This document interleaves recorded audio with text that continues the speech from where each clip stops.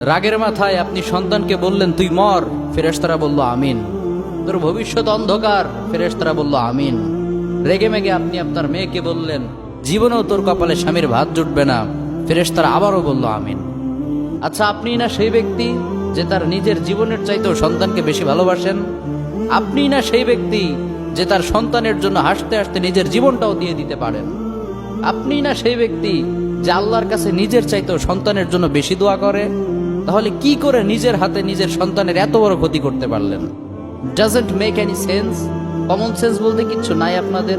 আপনারা কি জানেন না আপনাদের রাগের মাথায় বদদোয়া করাগুলো ফেরেশতারা আমিন বলে? দাওয়াতুল ওয়ালিদ আলা ওয়ালাদি, বাবা মা তার সন্তানের জন্য যেই দোয়া করে সেটা ভালো হোক কিংবা বদদোয়া হোক, আল্লাহ সেটাই কবুল করে নেয়। এজন্য খবরদার, নেভার কার্স ইউর চিলড্রেন। রাগের মাথায় কখনো সন্তানকে অভিশাপ করবেন না। খুব বেশি রাগ উঠে গেলে তার জন্য উল্টা ভালো দোয়া করেন।